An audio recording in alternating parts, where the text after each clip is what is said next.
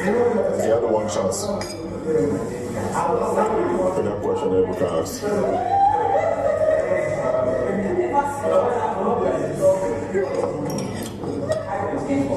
Who's so sad?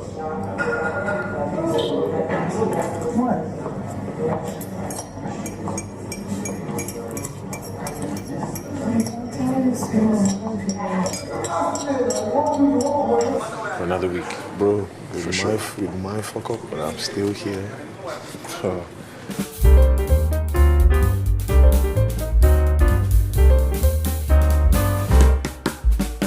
Let's quickly talk about the aftermath of the live eviction show. Guys, in case you did not notice, there were several moves that were made last night. A lot of things were sort of happening in a subtle manner. If you did not look closely, you just might have missed it. Yes, there was Seyi, who was sort of gloating over the fact that he did not get evicted last night.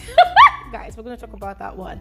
There was also Mercy. Mercy has immediately solidified another alliance in the house in the absence of fraud. And then there was also Neo. Guys, Neo, you know, by virtue of Tolani Badge getting evicted last night, has automatically started leveraging on his newfound status of being a free agent in the house. Guys, all of these we're going to talk about on this particular episode of Frankly Speaking with Bbnaija. So please make sure you watch to the end. Do not skip out on any part. And also go ahead, let me know your observations about the aftermath of the live eviction show. I would love to know what you also noticed, you know, about the housemates. So yeah, let's get into it. Oh, before we proceed, special greetings to every single one of you. You are all welcome to my YouTube channel. My name is Bbnaija. This is Frankly Speaking with Bbnaija, and I am the girl with the T. For those of you that are new here, thank you so much for choosing to become a part of this community. For those of you that are still,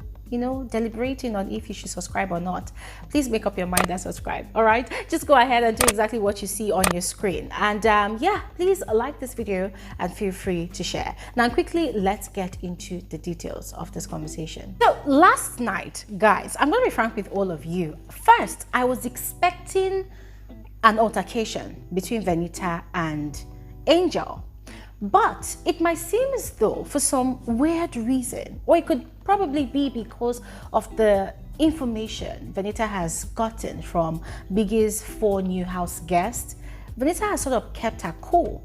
And also, there's a plan that I've actually sort of overheard from Venita and Adekunle in one of their conversations about, you know, keeping their enemies closer. Now, this does not translate to them going ahead to make up with Angel and apologize to Angel. No, I feel like it's more like toning down their reaction now, you know, and just chilling and watching. There was a name they called it, sort of being visible and present but not entirely involved. And I'm really looking forward to seeing if this their new strategy for the new week will work. And apparently they started executing that strategy last night. Although watching both of them, you could tell that Adekunle had a lot of concerns that he needed to address with regards to Ebuka's question about who is the boyfriend, you know, if this one is the girlfriend and or whatnot. Yes, Adekunle obviously had his concerns, and he kept on asking Venita in the dressing area if she had time for them to talk. Yes. Now, he wanted both of them to prepare their outfits for this new week. I mean, guys, they are both obviously planning to give us a show, right? There's this thing that they started doing where whatever Adekunle wears, the Venita will try to match up to it in terms of color, just like create this encore feel. You know, in Nigeria, there's this thing about couples using the same fabric to sew outfits, and then they'll wear it together and go out together so that people would identify them as a couple, as an item. Yeah, so that is something they started doing, I think 2 weeks ago or last week. They did it a bit last week, and though they are not entirely matchy, but they plan on doing something like that again this week. Yes, but away from the matchy outfits and dressings, I could tell that Adekunle had concerns. He was in sort of a pensive mode for a bit, yes, although the camera did not really dwell on both of them, but on the few occasions that the cameras fell on them, you could tell that Adekunle was really burning with questions. He wanted to ask questions, but Venita and Seyi, they were having their own inside jokes that Adekunle was not entirely part of. So he did not really understand what exactly they were talking about or even laughing about. But looking at the way things played out last night, it still boils down to what I had analyzed for all of you on my eviction video. I told you all that for the mere fact that Venita had referred to Adekunle as her #1 guy in the house, it does not categorically state that Adekunle is her boyfriend. Yes. And both of them using the sign language to give a thumbs up, it does not categorically mean that they have said, yes, this person is my boyfriend or this person is my girlfriend. Ladies and gentlemen, read the room.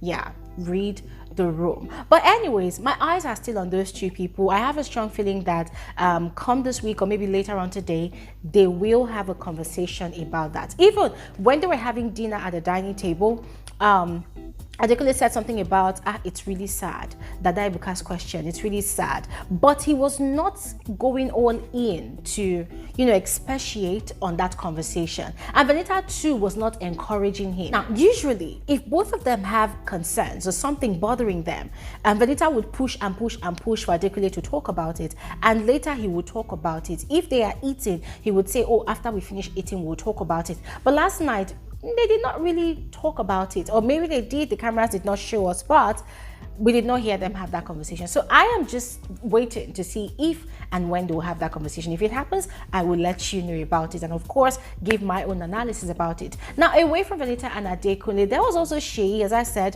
who was gloating about the fact that, oh, after all the scandal of the week, after all the drama of the week, he was still safe. So in his mind, he was interpreting that to mean that no matter what he had done last week or even the entire few weeks of the season, that the viewers actually want him to be in the house. And in his mind, he was thinking that, oh, that actually affirmed what he had told Venita on, is it Saturday night? Yes, that obviously he was the top of the list of the 6 people that Ebuka had mentioned 2 Sundays ago that were the ones that were actually holding the show, that were carrying the show. In other words, he is the show, so he's not going anywhere. And guys, I was looking at this Seyi like this. I say, bro, if only you knew that for 5 weeks now, or let's say 4 weeks now, you have been in the bottom 2 or the bottom 3. You just shut up and go and cover your face in shame.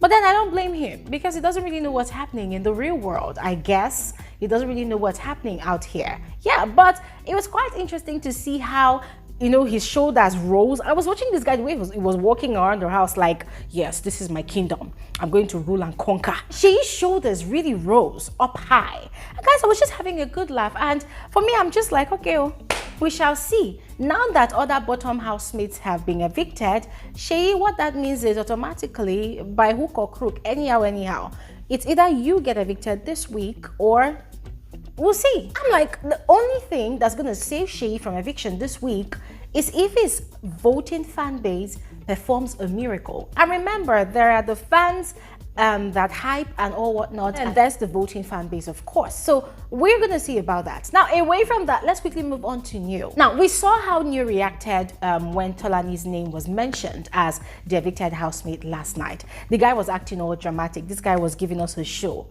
acting like, oh my God, he doesn't want to leave Tolani badge.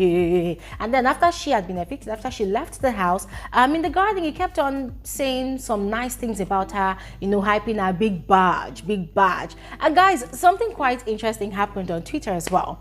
New's handler actually referred to Tolani Badge as a good friend. Guys, that gave me a good laugh. Me, I was just laughing. I said, people are not going to put me in trouble. If I was the one that tweeted this now, people will come and attack me. But guys, it was so hilarious. Yes. And then inside the house, after all the lamentations that New had actually displayed in the garden while speaking with Suma, New had gone into the house and had prepared noodles and eggs for himself and ilebaye. Yeah. And he was talking about friendship. Yeah, ilebaye's friendship with Prince, ilebaye's friendship with any other person. But guys, we know that what New was doing at that point in time is something that he did not have the guts to do. Like he would never ever even try that if Tolani Badge was in the house. But this guy was having so much fun cooking the noodles. Like, it felt like he was reborn.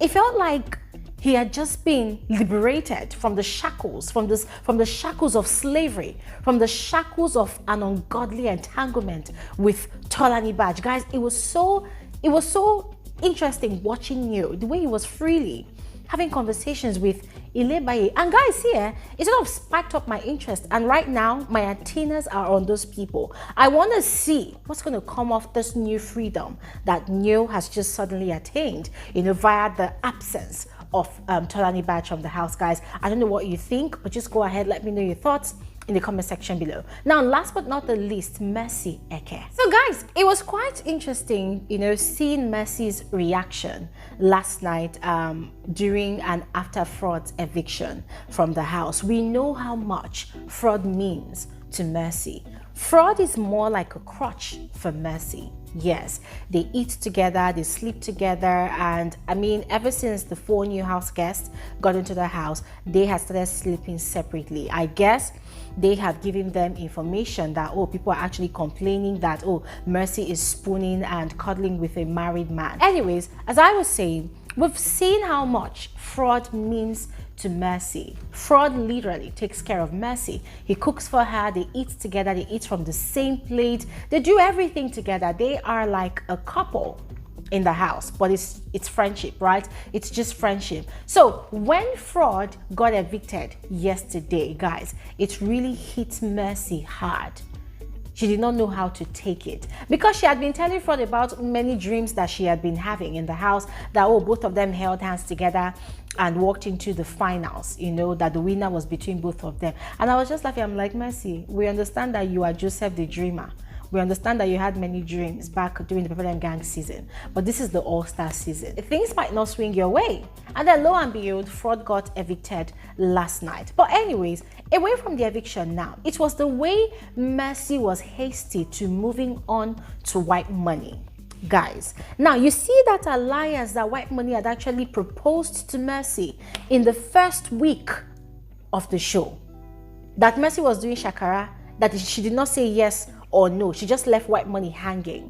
Ladies and gentlemen, that alliance has become necessary. In fact, it has become highly imperative for Mercy all of a sudden, because last night there was rice that Fraud prepared that was remaining.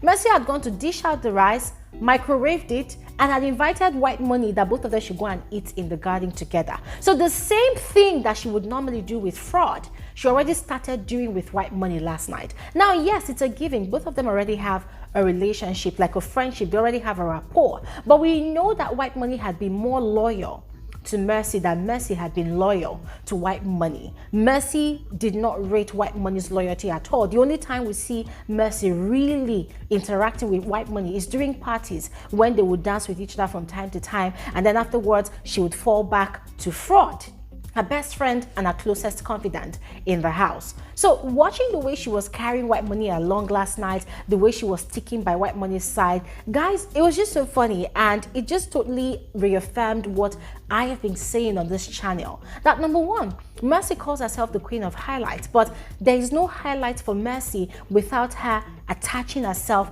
to an ally. The same thing she did with EK during the PERE gang season was exactly what she was trying to achieve with Fraud. And now Fraud is no longer in the picture. She has automatically picked White Money to be her ally. But the question is, looking at the fact that she has an alliance with the PERE gang housemates, when there is time for nominations or probably the pardon me please process, will she now begin to honor White Money's proposal or not? Will she begin to, you know, see White Money as the only ally that she has in the house, or will she fall back on her so-called alliance with the PERE gang housemates? Ladies and gentlemen, what are your thoughts about all of these things I have mentioned on this video? Please go ahead and share in the comment section below, and I'll see you guys on another video soon. Have an amazing day. Bye.